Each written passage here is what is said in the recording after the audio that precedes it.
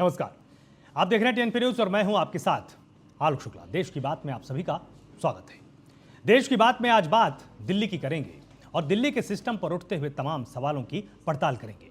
Old Rajendra Nagar में IAS coaching हादसे के बाद कई सवाल खड़े हुए हैं। सवाल सिस्टम पर हैं, सवाल व्यवस्थाओं पर भी हैं और सवाल एमसीडी के उन अधिकारियों पर जिन पर शहर चलाने का जिम्मा है। मामला हाईकोर्ट तक पहुंच गया और हाईकोर्ट ने भी इस हादसे को सिस्टम का फेल्योर बता दिया है। तल्ख टिप्पणी करते हुए यह तक कहा कि एमसीडी के अधिकारियों को अगर ये पूछा जाए कि नाली कहां है तो वो बता नहीं पाएंगे, क्योंकि वो अपने एसी ऑफिस से बाहर ही नहीं निकलते। कोचिंग सेंटर हादसे को सिस्टम का फेल्योर बताते हुए कोर्ट ने साफ कहा कि किसी एक की जिम्मेदारी तय करना बेहद जरूरी हो जाता है। साथ ही कोर्ट ने कल तक कार्रवाई की रिपोर्ट मांग ली है। दो टूक कह दिया है, अगर जांच अधिकारी ने ठीक से जांच नहीं की तो केस सेंट्रल एजेंसी को सौंपा जा सकता है। अब मामले की अगली सुनवाई 2 अगस्त को होगी। इसमें एमसीडी डायरेक्टर को हाजिर रहने का आदेश भी दे दिया गया है। खैर, ये तो बात रही कोर्ट में हुई सुनवाई की, जिस पर देश में आज बात करेंगे। साथ ही आपसे आज हम शिक्षा के व्यवसायीकरण पर भी जिक्र करने वाले हैं।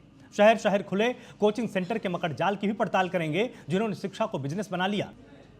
आज हम इसी मुद्दे पर चर्चा करेंगे। तमाम मेहमान मेरे साथ यहाँ पर जुड़े हुए हैं। मेरे साथ डॉक्टर ललित चाहर हैं, राजनीतिक विश्लेषक हैं। ललित जी, बहुत स्वागत है आपका। डॉक्टर अविरल मलिक हैं, बीजेपी के यहाँ पर पक्ष रखेंगे। अविरल जी, बहुत स्वागत है। और साथ ही संजीव निगम भी है मेरे साथ, आम आदमी पार्टी का पक्ष रखेंगे। संजीव जी, बहुत स्वागत है आपका। सबसे पहले संजीव जी आपके पास आते हैं, क्योंकि सबसे बड़ा आरोप आपकी सरकार पर ही लग रहा है कि सरकार ने अगर सही समय पर कदम उठा लिया होता तो इस तरह की परिस्थितियां ना आती। क्या वास्तव में आप इस आरोप को मानते हैं या आपको लगता है कि जो जिम्मेदार अधिकारी थे उनकी ज्यादा बड़ी लापरवाही है? देखिए, ऐसा है कि ये जो चीजें हैं ये राउंड द ईयर चलने वाली चीजें हैं। कोई ऐसा नहीं कि कोई घटना घट गई, घटने के बाद में आपने छापामारी तेज कर दी। नहीं, ठीक है, वो तेज कर दी, लेकिन ये राउंड द ईयर जो है ये काम है। जो रेस्पेक्टिव डिपार्टमेंट है, उस डिपार्टमेंट के जो रेस्पेक्टिव ऑफिसर्स हैं, स्टाफ है, उनको टाइम टू टाइम जाकर के चेक करना है। चेक किया भी गया। इस मामले में भी जहां तक मुझे मालूम है कि इसमें चेक किया गया। उनको वहां पर बेसमेंट में लाइब्रेरी और जो है स्टोर चलाने की परमिशन थी, लेकिन वो उन्होंने नहीं किया। तो इतने जो बड़े बड़े कोचिंग सेंटर्स हैं, आप किसकी कोचिंग चला रहे हो साहब? नर्सरी क्लास के लिए नहीं चला रहे हो, आप आईएएस एस्पायरेंट्स के लिए चला रहे हो, क्योंकि आगे चलकर देश संभालेंगे। और आप उनके साथ ये इस तरीके की बात करो। अरे आपको भी अमल करना है, ये भी बात सिखानी है आईएएस एस्पायरेंट्स को कि देश के लिए हम जो कुछ कहें, जो कुछ करें, हम अपने आप पे इंप्लीमेंट करें और उसको फॉलो करें। ये भी चीज सिखानी है। तो इसमें काफी हद तक कोचिंग मालिकान जो है उनकी भूल है, उनकी भी गलती है, और जो एमसीडी है या दूसरे डिपार्टमेंट में उनकी गलती है। मैं दिल्ली सरकार के बारे में बता दूं, दिल्ली सरकार ने अपने काम में, अपने सिस्टम में कहीं कोई कमी नहीं छोड़ रखी है, एमसीडी ने भी। अब आप बताइए, 15 साल तक का एमसीडी भारतीय जनता पार्टी के साथ में रही है। ये लोग अभी हर्ष मल्होत्रा साहब को मैं सुन रहा था, हर्ष मल्होत्रा साहब कह रहे हैं कि साहब नाली साफ करना था, ये किसने रोक रखा है आपको? बात रोक रखने की नहीं, डिपार्टमेंट है, काम कर रहा है। क्या आपके जमाने में कोई दिक्कत नहीं थी, कोई परेशानी नहीं थी? ऐसा नहीं है। सरकारें बदलती हैं, लोग आपके समय उन लोगों को पैसा नहीं मिलता था, एमसीडी वालों को तनख्वाहें नहीं मिलती थी टाइम से, काम तब भी नहीं होता था। वजह कोई वो घूम फिर करके हमने इस सिस्टम को सही किया, हम उनकी तनख्वाहें टाइम से देने लगे, तो हम उनके ऊपर दबाव भी डाल सकते हैं कि जो भी उनके ऊपर एक्शन भी ले सकते हैं। तो जो भी चीजें हैं, अब एक्शन, तो ये सारी चीजें हैं, काम हो रहा है, लेकिन इसके बावजूद कमी रह जाती है, खामी रह जाती है, जिसको और भाई निरंतर इम्प्रूव किया जाने की आवश्यकता है। और इम्प्रूव होगा भी, लेकिन इस दुखद घटना, जो घटना घटी, इसकी पुनरावृत्ति ना हो भविष्य में, ये हम सबकी जिम्मेदारी है। मामला कोचिंग सेंटर का ही नहीं है।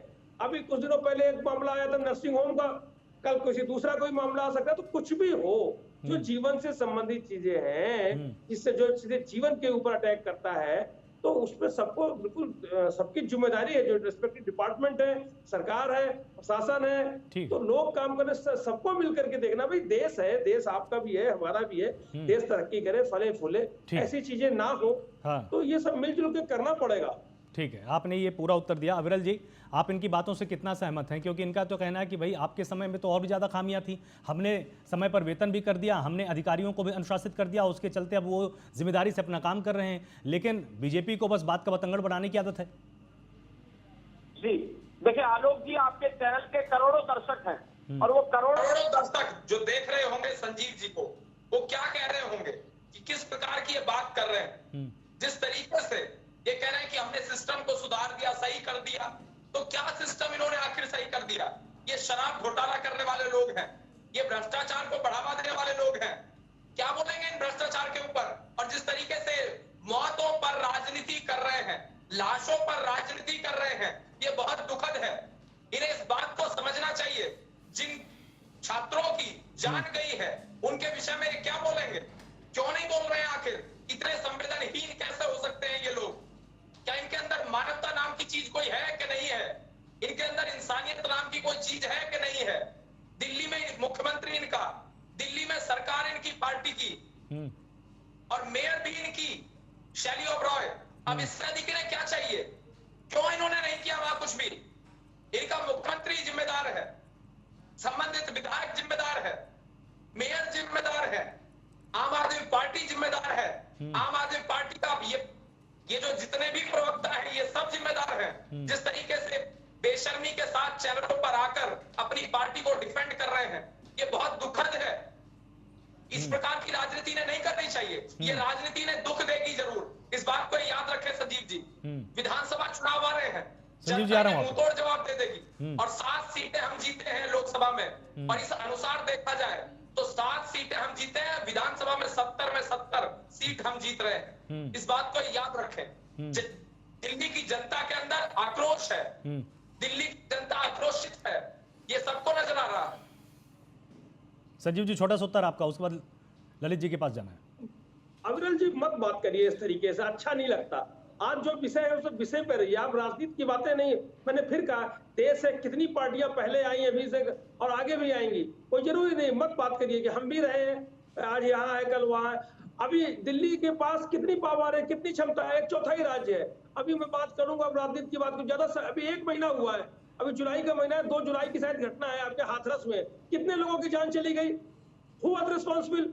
किसको आपने, आपका प्रशासन जिम्मेदार था, कैसे आपने उनको जो है परमिशन दे दी? वहां पर करीबन 125 जो है लोग मर गए।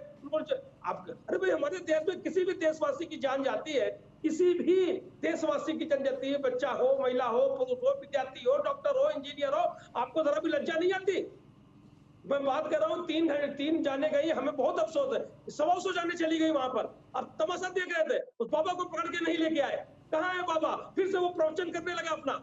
मत करिए, ऐसी बात अच्छी नहीं। आप मिल करके कैसे हम देश को बढ़ाएंगे? आप बात ये करिए, अगर कोई भूल हुई है, कोई चूक हुई है, आपसे हुई है, आपने सीधे सीधे कोई मंत्री ने नहीं चूक की है कि किसी मुख्यमंत्री ने या मंत्री ने जाकर के की हो। सिस्टम को सुधारिए, आप सुधारिए सिस्टम को। आप केंद्र में बैठे, पूर्ण सरकार है उत्तर प्रदेश में, फिर भी आपने मार डाला।